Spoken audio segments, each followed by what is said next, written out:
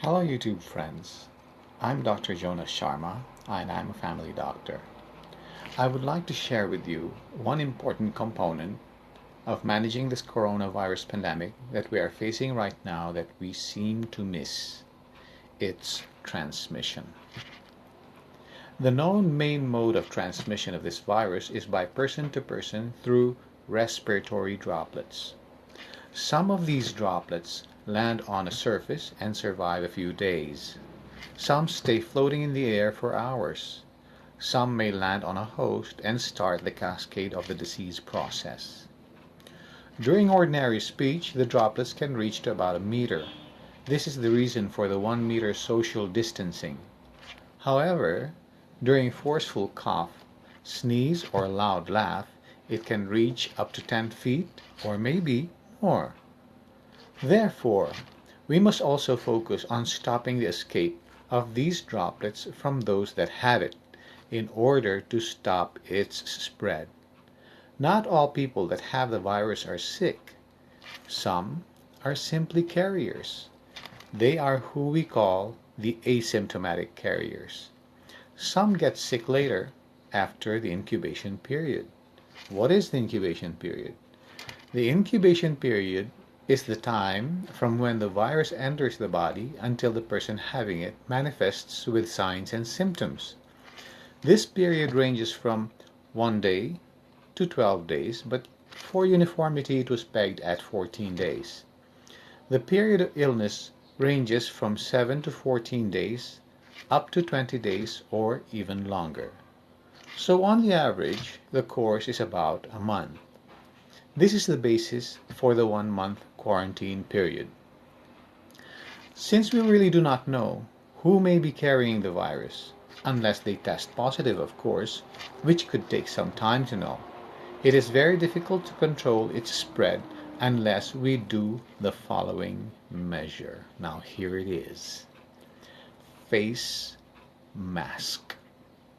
We all must wear face masks until the quarantine period is over.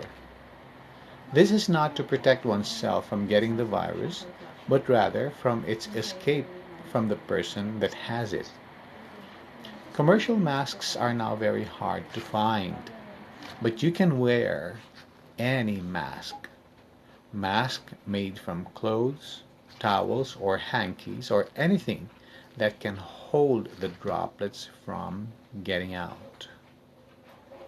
Now, where do you think Prince Charles or the others got the virus from?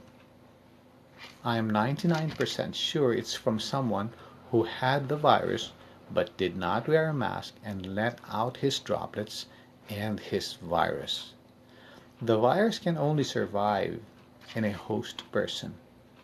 After it takes its course within, it's over, unless it gets into another host person. This cycle will never end until all persons on earth will have been infected. Some will survive, some will die, but we don't know who will survive and who will die. But how would you know who has the virus? This is next to impossible. We must assume that everyone is infected.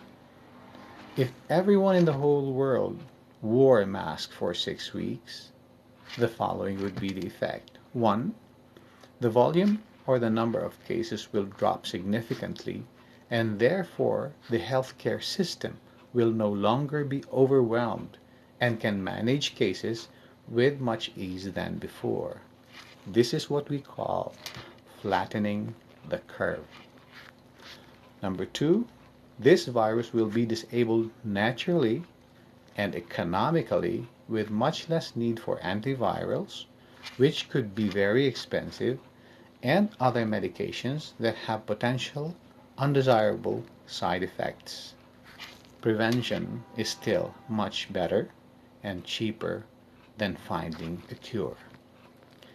Did you know that in 1918, during the Spanish flu pandemic, they realized the value of face masks late in the course of the pandemic, after millions have already died. They imposed the use of face masks at gunpoint. It was when the problem began to be controlled. Let's not repeat history, but rather learn from it.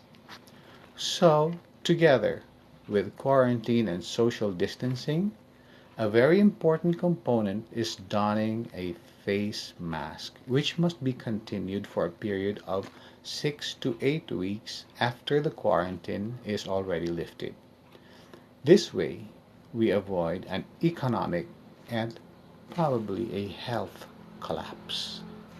Until today, I still see on TV persons, politicians in session, the public in other places not wearing masks. And it is also where cases are highest in number.